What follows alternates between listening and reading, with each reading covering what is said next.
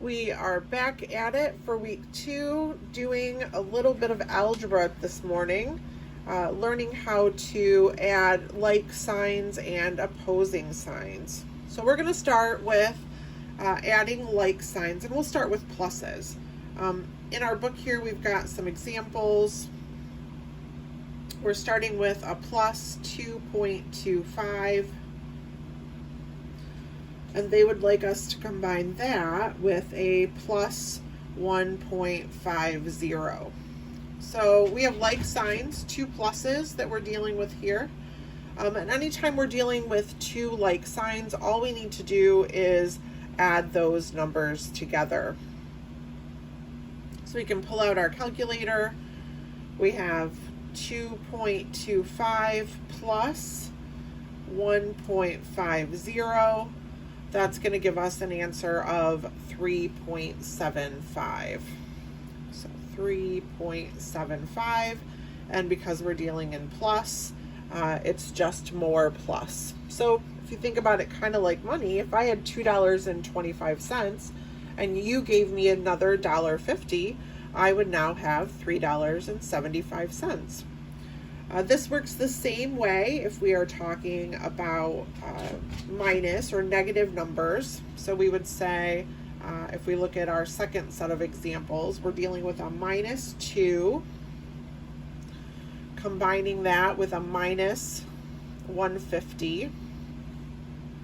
Again, if you owe me $2 and then borrow another $1.50, so both negative amounts, you're just going to be in the hole a little more. So we know that we're going to have an answer that is a negative number. We're just going to be adding those two negatives together.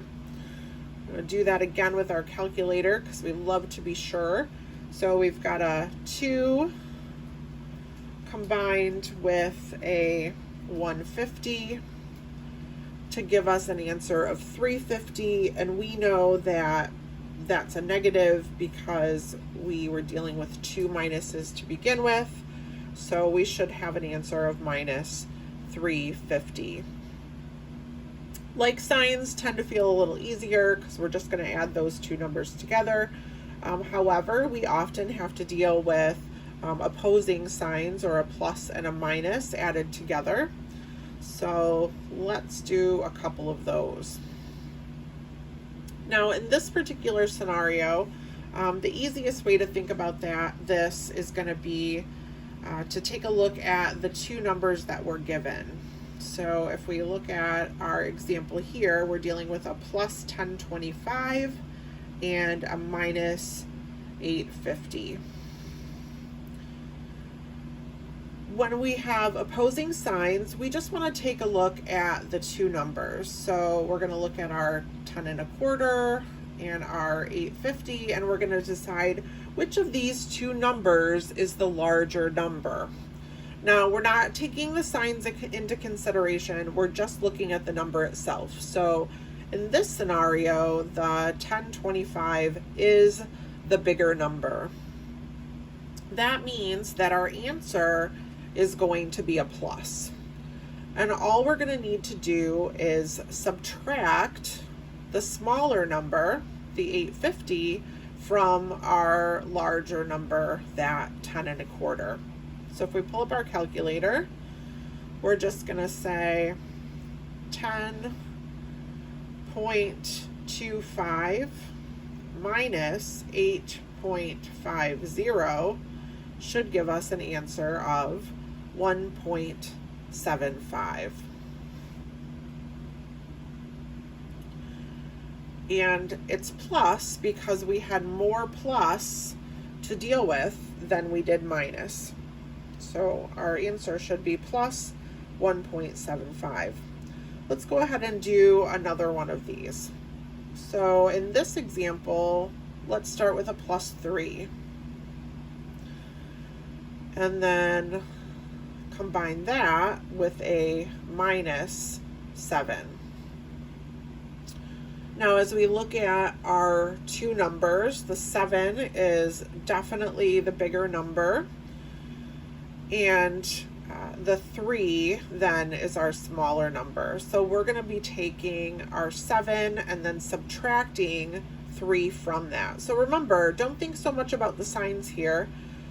We know that 7 being the bigger number, our answer is going to be a minus. So again, we're going to pull up our calculator and we're going to do 7 minus 3.